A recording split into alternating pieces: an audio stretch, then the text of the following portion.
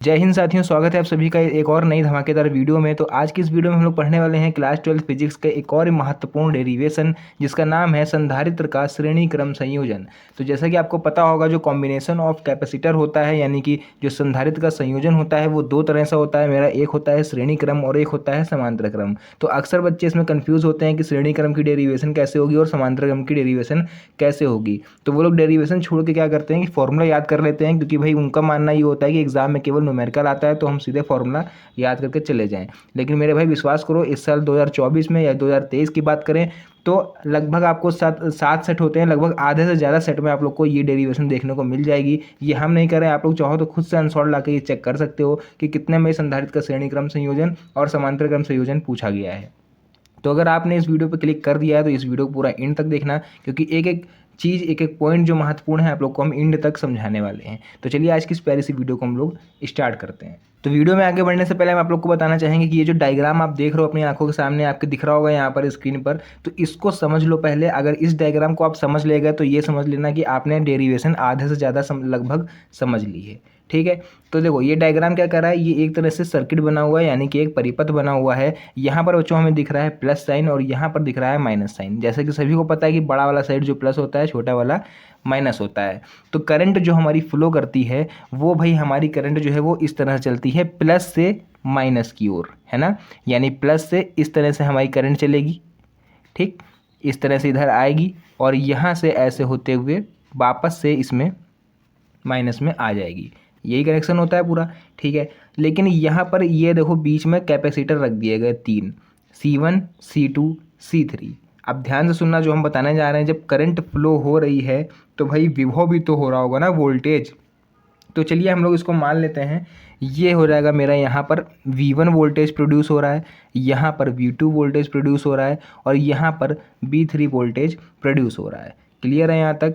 तो I यानी कि जो करंट हमारी फ्लो हो रही है, करंट के कारण हमारा वोल्टेज भी यहाँ पर कुछ ना कुछ होगा। और ये प्लस माइनस क्या दिख रहा है अंदर, ये पता है क्या दिख रहा है भाई, प्लस से करंट ऐसे चल रही है तो प्लस वाला आपको यहाँ पर दिख रहा है। ये माइनस कैसे आ रहा है, माइनस कैसे आ रहा है, ये आ रहा है स्वप्रेरण के कारण, यानी कि सेल्फ इंडक्शन। जिन बच्चों ने पढ़ा होगा अच्छी तरह से उन्हें पता है कि अगर कोई सर्किट यहाँ रखा हुआ है और बगल में कोई सर्किट रखा हुआ है तो वो प्रेरण के कारण उसमें भी धारा प्रवाहित होने लगती है। तो वो ज़्यादा हम आप लोग को इसमें नहीं बताएंगे, क्योंकि फिर वीडियो काफ़ी ज़्यादा लंबी हो जाएगी। तो डायग्राम आपको समझ में आया, यहाँ से प्लस की करंट निकली, यहाँ प्लस आया, सेल्फ इंडक्शन के कारण यहाँ पर माइनस चार्ज आने लगे। इसी तरह से सभी में हुआ है और वापस से माइनस करंट देखो यहाँ पर जब पहुँची तो ये माइनस होते हुए इसमें आ गई। ठीक, तो इतना सब सिस्टम इसमें हो रहा है, इसलिए इसमें वोल्टेज भी प्रोड्यूस हो गया। तो अब चलिए, अब आप लोग के सामने बहुत ही सिंपल सा हम आपके सामने एक सिद्धांत रखेंगे कि हमने इसमें किसको क्या माना है और आपको एग्जाम में कैसे प्रेजेंट करना है कि एग्जामिनर बिना कुछ देखे आपको नंबर दे दे। तो लिखने का तरीका एक बार देख के जाना, वीडियो भले चाहे थोड़ी आपको लंबी लगे, लेकिन जितना आप समझ के जाओगे आगे एकदम सॉलिड समझ के जाओगे, एग्जाम में आपको इधर उधर मुंह नहीं ताकना पड़ेगा। क्लियर है। चलिए हम लोग इसको देख लेते हैं कि हम लोग कैसे इसको लिख सकते हैं। सबसे पहले क्या होगा, यहाँ पर हम लोग लिख लेंगे माना तीन संधारित्र। ठीक, यहाँ पर चलिए लिख के दिखाते हैं। हम स्पीड तेज़ कर देना ताकि आप लोग को ज़्यादा यहाँ पर टाइम ना वेस्ट हो। स्पीड हम तेज़ कर देंगे, आप लोग देखिएगा बस जो हम बोल रहे हैं, ठीक है।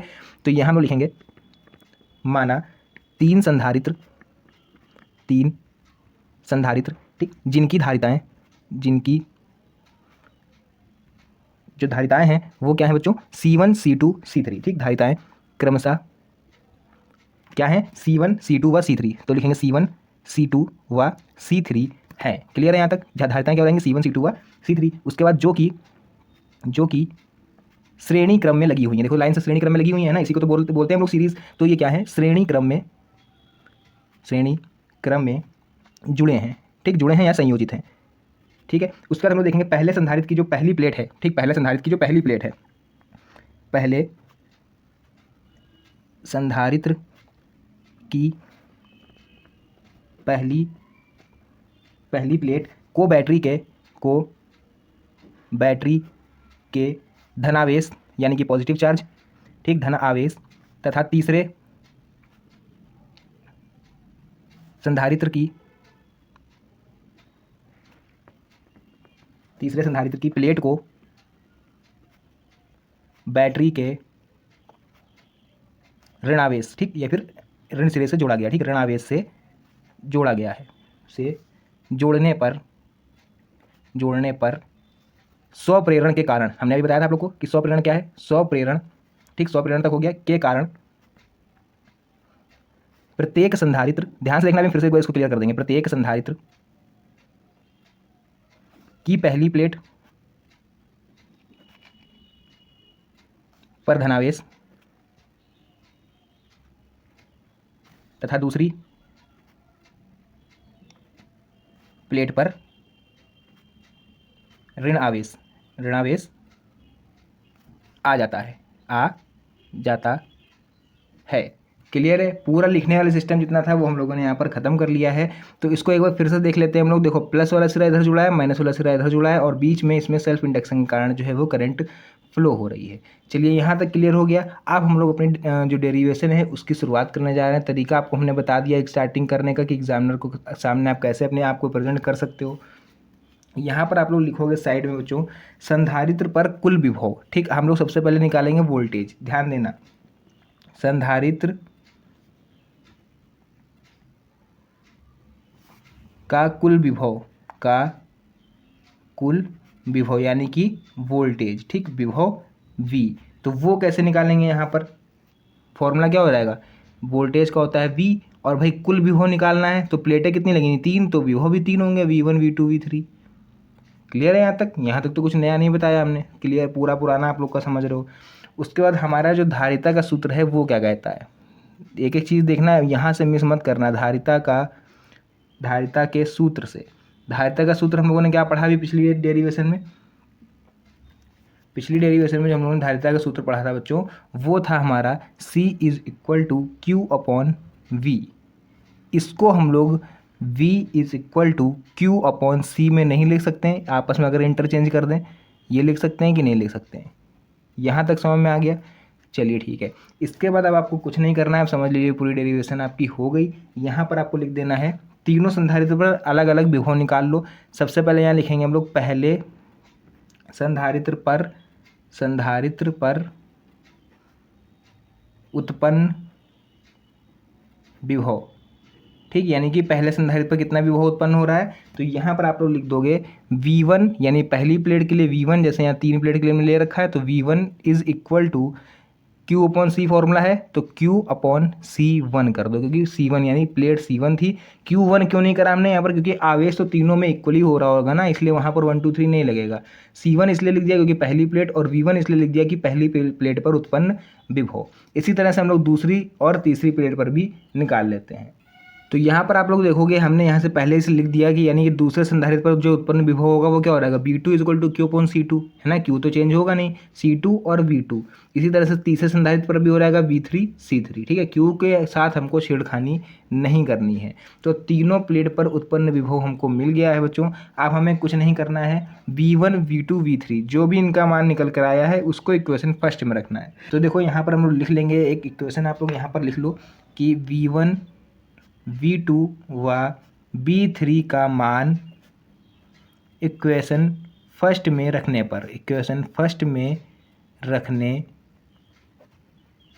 अब इक्वेशन फर्स्ट हमारी क्या थी, इक्वेशन फर्स्ट भैया ये थी, याद करो, V is equal to Q/C, जिस पे बेस पे हमारे ये सब विभव निकलता आ रहा है, यही तो थी इक्वेशन फर्स्ट।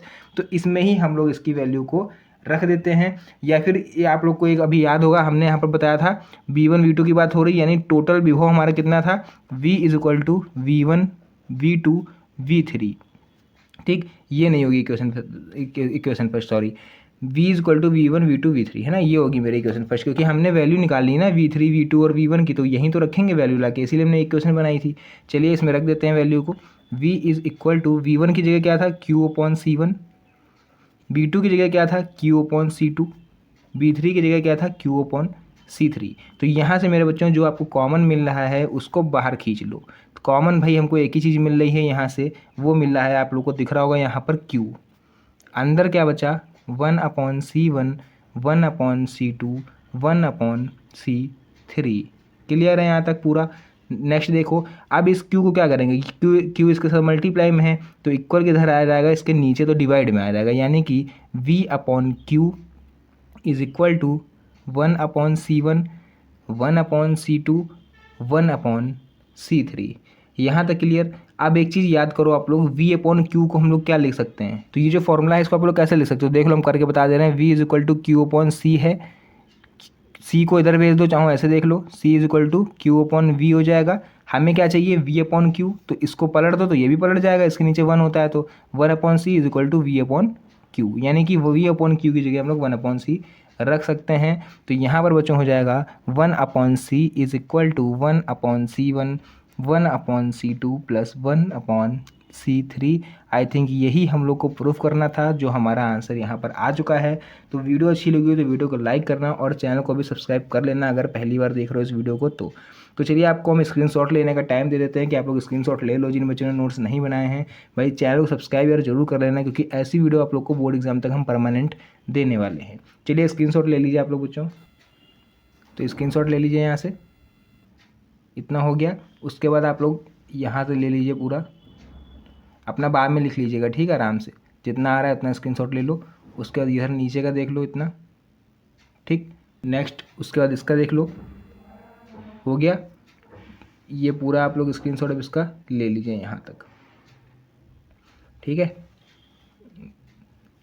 तो इसीलिए हमने पहले बोला था आप लोग अगर मेरे साथ नोट्स बनाते चलोगे तो आप लोग को ज़्यादा आसानी रहेगी और समझ में भी आ जाएगा। भले चाहे एक दिन में एक डेरिवेशन पढ़ो, लेकिन उसको ऐसा पढ़ो कि आपको दोबारा उसको पढ़ने की ज़रूरत ना पड़े। तो चलिए आज की इस प्यारी सी वीडियो को हम लोग यहीं पर एंड करते हैं, मिलते हैं नेक्स्ट वीडियो में एक और अच्छी इंटरेस्टिंग मज़ेदार वीडियो के साथ। तब तक के लिए धन्यवाद, जय हिंद।